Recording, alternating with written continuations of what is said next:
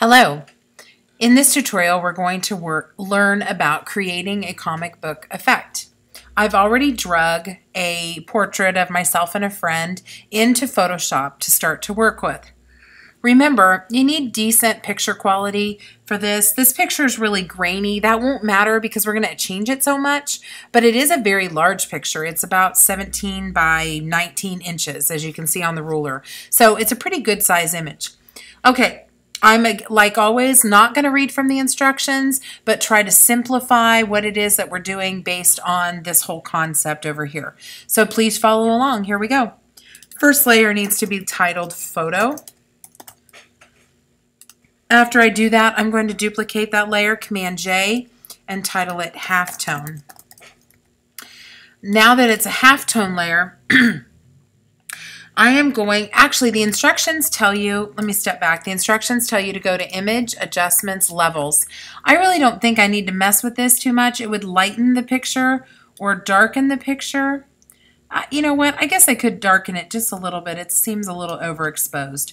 We'll do that, okay? Now we're going to Command J. Now we're going to call that Halftone, and that is our halftone layer. The first thing we're going to do to our halftone layer is go to Filter, Filter Gallery, and Artistic is already selected. If it's not, it's your first option up there. And you're going to go down to Film Grain. Film Grain, we're going to set this per the instructions to 4, then 10, then 0, and select OK. So I've really made this grainy looking. Probably looks like something you've seen in Instagram. Okay, moving forward, the next thing we're going to do is we're going to go to Filter, Pixelate, and we're going to go to Halftone. Now this needs to be set at 4. It can't be lower than 4. So we're going to say yes, we want to halftone that. Now that's pretty blurry. We don't really see a lot of our picture now. We've lost a lot of the information. While we are remaining on halftone, go to Normal and down to Darken. And it's going to bring back a lot of that picture. So at first it looks like we've done something that's can't be reversed, that we've ruined the image, but in fact you need to go to up to the layer mode, and instead of normal, slide down to, slide down to darken, okay? After you've done darken, you're going to go over here, and we need to add a frame to our comic book. So right here, I'm going to be on the halftone layer, go down to FX, and go to Stroke.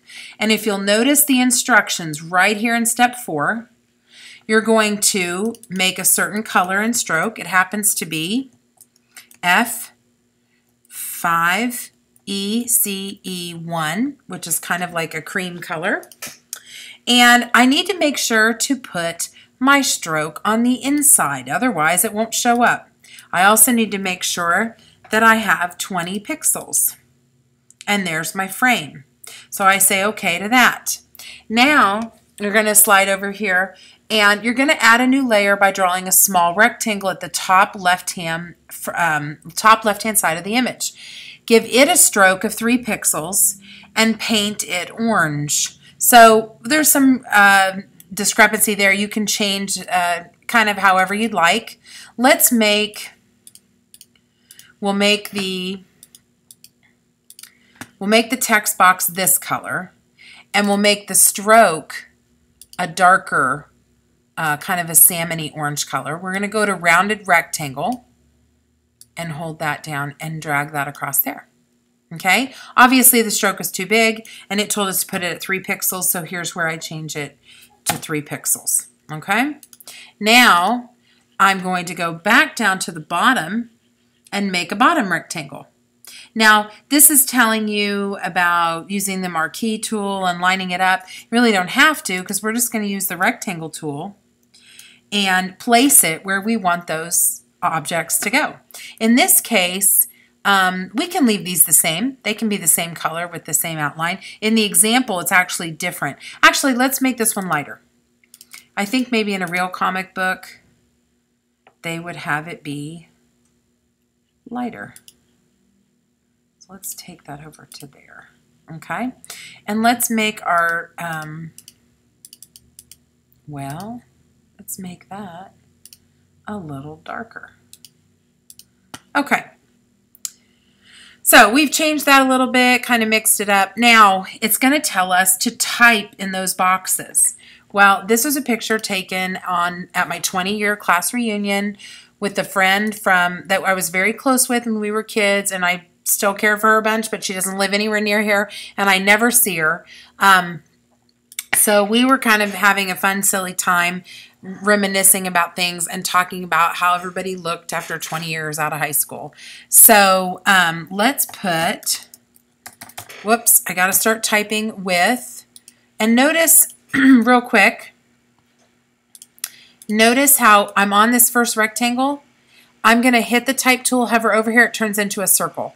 Cursor square, cursor circle. What that means is it's going to allow me to type inside of the box. It's going to manage it for me and tell me to be right inside of that box. I'm going to put it at 36 point font, and I may need to change that. I need to make sure the foreground or the font color is a different color so it will show up. So let's do 20. I don't like that font. Let's pick something else.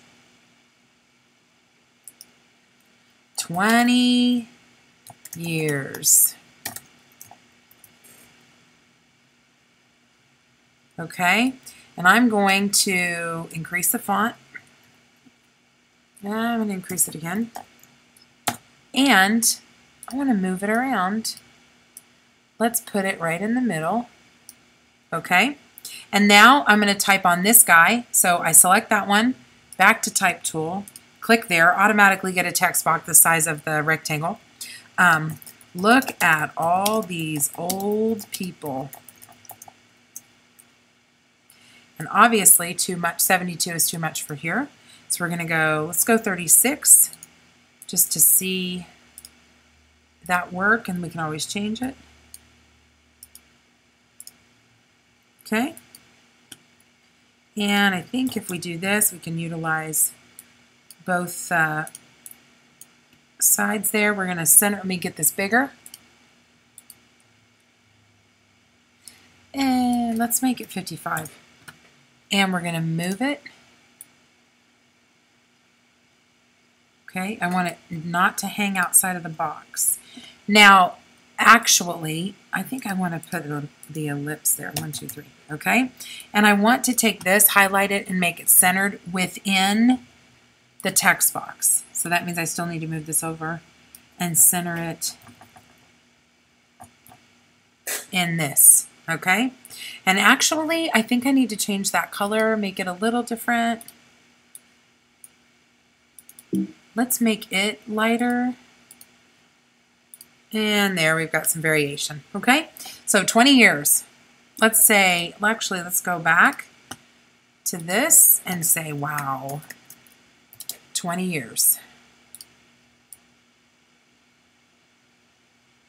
Okay, and look at all these old people. Ha ha ha. Okay, now you'll have a layer, text layer that goes with this rectangle, text layer that goes with this rectangle, your halftone with your effects and your stroke on it, and your filters that you've applied, and your photo, your original layer. And there you have it. This is the comic book effect. Definitely works best with portrait or face pictures of people or animals for that matter. But make sure to use the right size of picture. You want a nice big size image to work with, or your pixelated filters will look strange because the dots will be really, really big. So you got to have a good image. We're going to save this as brown. In this semester, it's our 5th tutorial. It came up as a PDF. I need to make sure that I save that as a Photoshop document. That is absolutely crucial. Do not forget to do that. Sometimes if you've drug an image in, it'll automatically go to another file format. You've got to make sure it's in Photoshop, otherwise I can't grade your work. And we're going to save it to the desktop. And remember, as always, to put these documents on the server for credit. I thank you for listening, and I hope that you understand now how to create a comic book effect. Bye.